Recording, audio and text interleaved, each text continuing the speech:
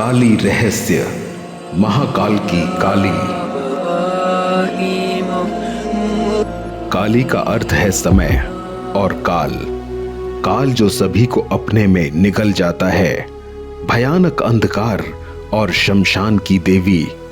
वेद अनुसार समय ही आत्मा है, आत्मा ही समय है।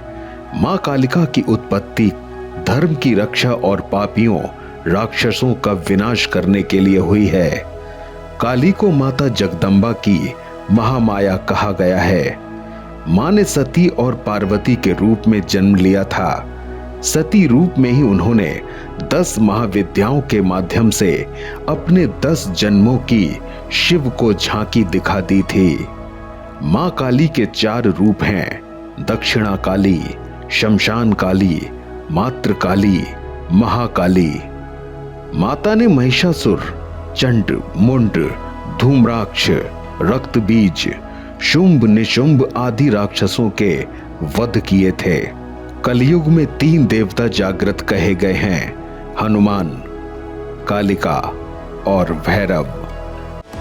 कभी तंत्र, कभी मंत्र, कभी ऋषियों और मुनियों के ज्ञान, कभी रोचक तांत्रिक कहानियां।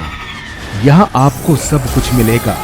तो दोस्तों, आइए शुरू करते हैं आप सबके साथ आपके अपने चैनल तंत्र मंत्र में। कालिका की उपासना जीवन में सुख, शांति, शक्ति, विद्या देने वाली बताई जाती है। मां कालिका की भक्ति का प्रभाव व्यवहारिक जीवन में मानसिक, शारीरिक और सांसारिक बुराइयों के अंत के रूप में दिखाई देता है, जिससे किसी भी इंसान के तनाव, भय और कलह का नाश हो जाता है। आइए अब हम आपको मां काली के रहस्यों के बारे में बताते हैं। पहला रहस्य, भगवान शंकर की 4 पत्नियों में से एक मां काली को सबसे जागृत देवी माना गया है। शिव की पहली पत्नी दक्ष प्रसूति कन्या सती थी। दूसरी हिमालय पुत्री पार्वती थी।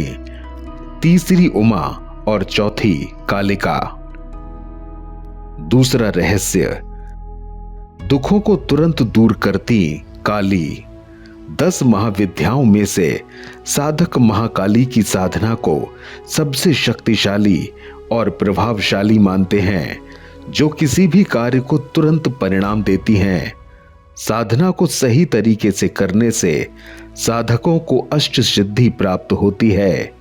काली की पूजा या साधना के लिए किसी गुरु या जानकार व्यक्ति की मदद जरूर लेनी चाहिए। महाकाली को खुश करने के लिए उनकी फोटो या प्रतिमा के साथ महाकाली के मंत्रों का जाप भी किया जाता है। इस पूजा में महाकाली यंत्र का प्रयोग भी किया जाता है। इसी के साथ चढ़ावे आदि की मदद से भी मां को खुश करने की कोशिश की जाती है। अगर पूरी श्रद्धा से मां की उपासना की जाए तो आपकी सारी मनोकामनाएं पूर्ण हो सकती हैं। वीडियो अच्छा लगे तो वीडियो को लाइक, शेयर और चैनल को सब्सक्राइब करके बेल आइकन को प्रेस करना मत भूलिएगा। वीडियो में आगे बढ़ने से पहले अगर आपको भी तंत्र मंत्र से संबंधित कोई जानकारी चाहिए हो तो कमेंट बॉक्स में जरूर लिखिएगा। तीसरा रहस्य, कालरात्रि और काली। दुर्गा के 9 रूपों में 7वां रूप है देवी कालरात्रि का। इसलिए नवरात्र के 7वें दिन मां कालरात्रि की पूजा होती है। कालरात्रि माता गले में विद्युत की माला धारण करती हैं। इनके बाल खुले हुए हैं और गर्दभ की सवारी करती हैं, जबकि काली नरमुंड की माला पहनती हैं और हाथ में खप्पर और तलवार लेकर चलती हैं। काली माता के हाथ में कटा हुआ सर है, जिससे रक्त टपकता रहता है। भयंकर रूप होते हुए भी माता भक्तों के लिए कल्याणकारी हैं। कालरात्रि माता को काली और शुभंकरी भी कहा जाता है। कालरात्रि माता के विषय में कहा जाता है कि ये दुष्टों के बाल पकड़कर खड्ग से उसका सर काट देती हैं। रक्त बीज से युद्ध करते समय मां काली ने भी इसी प्रकार से रक्त बीज का वध किया था। चौथा रहस्य, जीवन रक्षक मां काली। माता काली की पूजा या भक्ति करने वालों को माता सभी तरह से निर्भीक और सुखी बना देती हैं। वे अपने भक्तों को सभी तरह की परेशानियों से बचाती हैं। लंबे समय से चली आ रही बीमारी दूर हो जाती है। ऐसी बीमारियां जिनका इलाज संभव नहीं है, वो भी काली की पूजा से समाप्त हो जाती है। काली के पूजक पर काले जादू, टोने टोटकों का प्रभाव नहीं पड़ता। हर तरह की बुरी आत्माओं से माता काली रक्षा करती हैं, कर्ज से छुटकारा दिलाती हैं, जीवन साथी या किसी खास मित्र से संबंधों में आ रहे तनाव को दूर करती हैं, बेरोजगारी, करियर या शिक्षा में असफलता को दूर करती हैं। शनि राहु की महादशा या अंतरदशा, शनि की साढ़े साती, शनि का ढैया आदि सभी से काली रक्षा करती हैं। पितृदोष और काल सर्प दोष जैसे दोषों को दूर करती हैं। 5वां रहस्य, कालिका का ये अचूक मंत्र है। इससे माता जल्द से सुन लेती हैं, लेकिन आपको इसके लिए सावधान रहने की जरूरत है। आजमाने के लिए इस मंत्र का इस्तेमाल ना करें। यदि आप काली के भक्त हैं तो ही करें।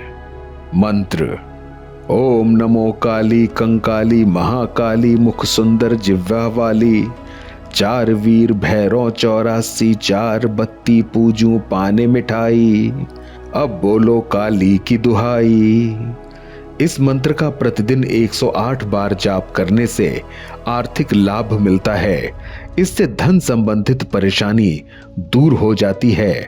माता काली की कृपा से सब काम संभव हो जाते हैं। 15 दिन में एक बार किसी भी मंगलवार या शुक्रवार के दिन काली माता को मीठा पान व मिठाई का भोग लगाते रहें। 6ठा रहस्य, रक्त बीज का वध। ब्रह्मा जी के शरीर से ब्रह्मी, विष्णु से वैष्णवी, महेश से महेश्वरी और अंबिका से चंडिका प्रकट हुई। वैष्णवी अपने चक्र, महेश्वरी अपने त्रिशूल से, इंद्राणी वज्र से और सभी देवियां अपने अपने आयुधों से आक्रमण कर रही थीं। राक्षस सेना भागने लगी। तब रक्त बीज हमला करने आया तो इंद्राणी ने उस पर शक्ति चलाई, जिससे उसका सर कट गया और रक्त भूमि पर गिरा। किंतु पूर्व वरदान के प्रभाव से उस रक्त से फिर एक रक्त बीज उठ खड़ा हुआ। जैसे ही शक्तियां उसे मारती, उसके रक्त से और असुर उठ खड़े होते। जल्द ही असंख्य रक्त बीज सब और दिखने लगे। मां चंडिका ने श्री काली से कहा कि इसका रक्त भूमि पर गिरने से रोकना होगा, जिससे और रक्त बीज ना जन्मे। देवी काली ने कहा कि आप अब इन्हें मारें, मैं एक बूंद रक्त भी भूमि पर ना पड़ने दूंगी। और ऐसा ही हुआ भी। जल्द ही सारे नए रक्त बीज युद्ध में मारे गए। तब रक्त बीज समझ गया कि काली उसे पुनर्जीवित नहीं होने दे रही हैं, तो वो चंडिका को मारने दौड़ा। तब चंडिका ने उसे मार दिया और काली ने रक्त को भूमि पर ना गिरने दिया। देवता चंडिका की जय जयकार करने लगे। 7वां रहस्य, महाकाली की उत्पत्ति कथा। श्री मार्कंडेय पुराण एवं श्री दुर्गा सप्तशती के अनुसार काली मां की उत्पत्ति जगत जननी मां अंबा के ललाट से हुई थी। कथा के अनुसार शुंभ निशुंभ दैत्यों के आतंक का प्रकोप इस कदर बढ़ चुका था कि उन्होंने अपने बल, छल एवं महाबली असुरों द्वारा देवराज इंद्र सहित अन्य समस्त देवतागणों को निष्कासित कर स्वयं उनके स्थान पर आकर उन्हें प्राण रक्षा हेतु भटकने के लिए छोड़ दिया। दैत्यों द्वारा आतंकित देवों को ध्यान आया कि महिषासुर के इंद्रपुरी पर अधिकार कर लिया है। तब दुर्गा ने ही उनकी मदद की थी। तब वे सभी दुर्गा का आह्वान करने लगे। उनके इस प्रकार आवाहन से देवी प्रकट हुई एवं शुंभ निशुंभ के अति शक्तिशाली असुर चंड तथा मुंड दोनों का एक घमासान युद्ध में नाश कर दिया। तो मिलते हैं एक नए वीडियो के साथ। तब तक के लिए अपना ध्यान रखिएगा। यहाँ दी गई जानकारी इंटरनेट पर उपलब्ध सामान्य मान्यताओं और जानकारी पर आधारित है। तंत्र मंत्र इसकी पुष्टि नहीं करता है। कोई भी साधक यदि तंत्र सीखने या उसका अभ्यास करने में रुचि रखता है तो उसे पहले एक योग्य गुरु की तलाश करनी चाहिए। तांत्रिक विद्या का प्रयोग किसी योग्य जानकार के सानिध्य में ही करना चाहिए, नहीं तो जरा सी गलती होने पर परिणाम बहुत भयावह होते हैं।